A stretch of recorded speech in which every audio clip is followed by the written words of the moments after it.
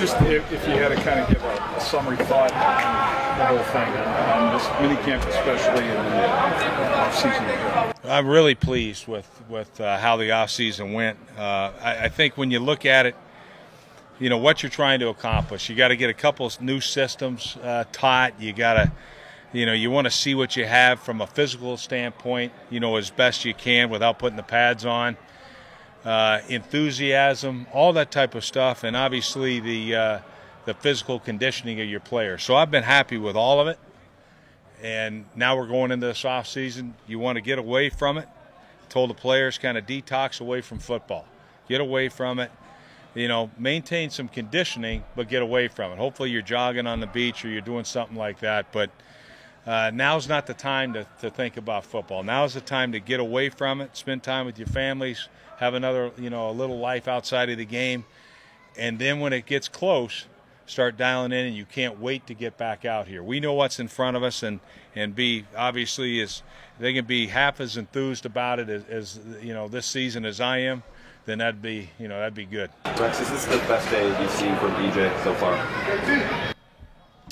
Yeah, he's had some moments and things like that. I thought EJ did good. He threw the touchdown pass in a 2-minute. Kind of looked a little watered down over there on defense, but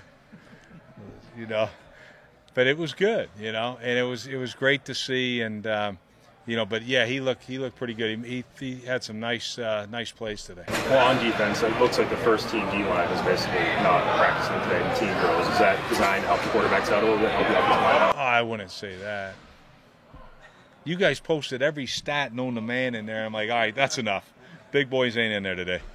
So it's a little easier to function when that front four ain't in there. We did that a little bit. But it's, when you combine, talent with scheme, it's going to be pretty spectacular over on the other side, I believe. We'll see. I'm sorry. When you're assessing, Rex, how do you balance that? Because you know what you got as a D-line and what they can do and how they can disrupt things, and then do you have to almost do that so you can get a decent look at what the quarterbacks can do? Well, sometimes. I mean, if you got, and then, some of the other stuff we do, it's going to be difficult. We're not scheming offensively for our defense, so it's there. Sometimes there's some things that we run that nobody else runs. So it's, you throw that in there and the guy throws into coverage, and all of a sudden, we're criticizing, and that's why they're holding the ball a little long. And, so, yeah, I mean, we don't have to play ourselves. So we got to compete against each other, and then there's times that you understand the drill. And I think that's kind of what we did today. What happens the next 6 weeks for you personally and for the staff? I'm getting away from it as well. I think it's good to get away, all the coaches and things. But, obviously things are, it's never that far away from you.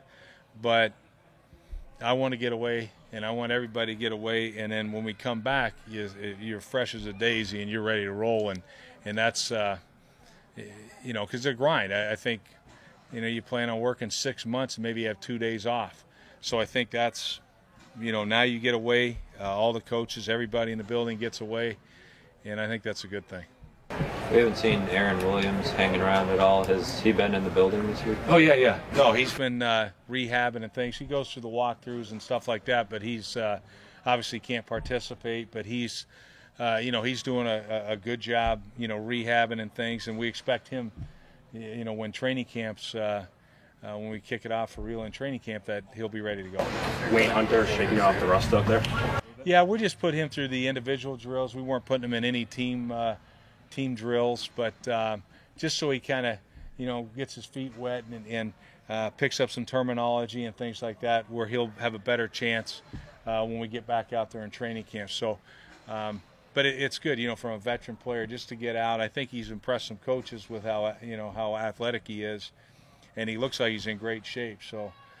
It'll be fun watching him compete. Well, that assumes that he's signed to the roster and not the trial player. You think he's going to be signed after today or before? Yeah, I think he'll be signed. Just your history with him, going back to the Jets, what's your scouting report, so to speak? He's a guy that did a tremendous job for us early. I think in an ideal world, like he's you know, there's some players for whatever reason are better in multiple roles of being almost like a utility guy. He can play, you know, guard, tackle, tight end. He can give you a lot of that versatility. Smart, athletic guy. So, you know, that's why he's here. Seantrel Henderson hasn't really been mixing in much with the first and second team the last couple of days. Is that disciplinary? No, I mean, he did some, you know, he was in there some with the twos as well, but he's, you know, he missed obviously the first day, and we know the travel and things, but it's his responsibility to be here, and he understands that. Do you see him primarily on the left or right, one or the other, both? How do you view his?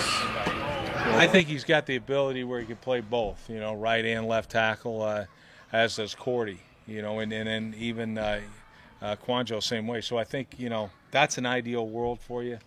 Wayne Hunter's same way, because sometimes you only have, you know, 3 guys up for a game. You got to be able to be the swing tackle. What about the guard spot? Is there a reason why you would rather have Richie on the left and John on the right, or could you just basically interchange them? Is there actually a specific thing they do particularly well at that spot? Well, Richie's been a left guard almost his entire career, so I think that's you know, where he's, you know, really comfortable, obviously. And then you know, where John, he played both sides in college, but we just put him on the right. I really like having Richie on the left, and you know, so that's kind of where we put him from day one. Mark, if you notice, Marquise Goodwin had a little, after the interception play, kind of got up slow. Trainers tended to him. Did you check on him? Any?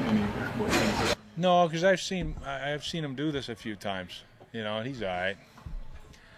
So I looked at him; he's okay.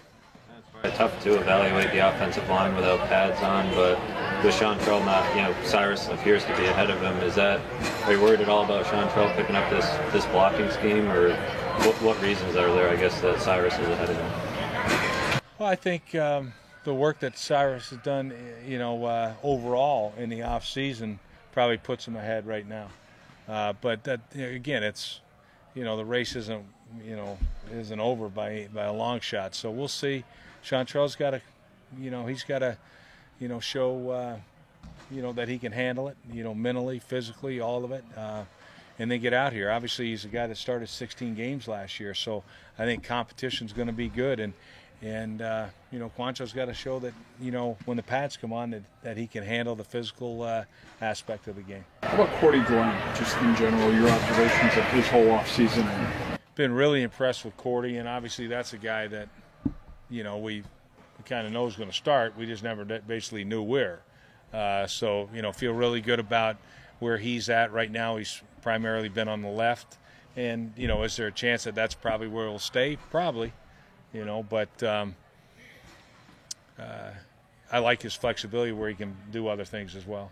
With Sammy being limited, Chris Hogan's really had a big role here in this part of the offseason. What do you see his role being once the season comes around and everybody's fully healthy?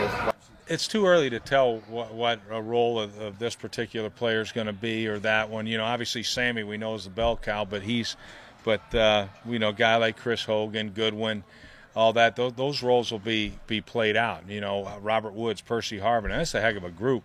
So to say a guy has a specific role, we just like Chris Hogan. You know, I can tell you that much. You know, he's one of the leaders in the off-season conditioning program. He's always, you know, he's in phenomenal shape. He's a smart guy, and obviously we know the kind of route runner he is. Got great hands. So you would think that, hey, he may have a niche with this team, but you never want to limit a guy's role, and you don't want to, you know, just, hey, he's entrenched in this role, because quite honestly, let the competition decide, you know, at the end, you know, what kind of role a guy's going to have.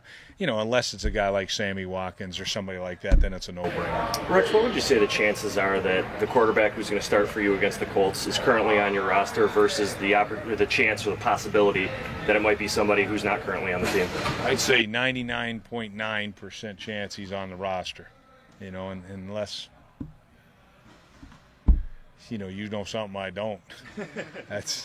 I don't see, you know, I assume the player's on the roster. Rex, from your experience, I mean, just this transition, this month until training camp, have you seen players that have performed well maybe during minicamp and OTA and then have kind of dropped off in training camp, and maybe vice versa? And I don't know if you have a specific player in mind that has kind of taken it up a notch in training camp and has performed very well.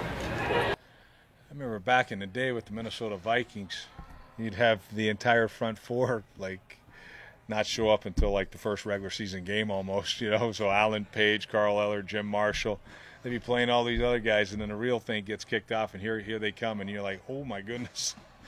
They did pretty good. They stepped it up a little bit. But really, it's, you know, I've seen a lot of examples of guys that have been, you know, like we're in the shorts All-American. There's been like track guys that just pop off to the, you know, just from, you think you really got, you know, like Cliff Branch or somebody. And then when the pads come on, like Cliff Branch, like looking like T-Rex, you know, they catch the ball like this. Doesn't work too well in this league. So sometimes you get a little of that. But we'll see. You know, I feel pretty good about where the guys are at. And I know one thing. We're going to have a very competitive training camp. And there's a lot of spots that, you know, it's, you know, the odds makers out there, it's going to be interesting to see how it all plays out. But one thing we know for sure, they're all going to be given an opportunity.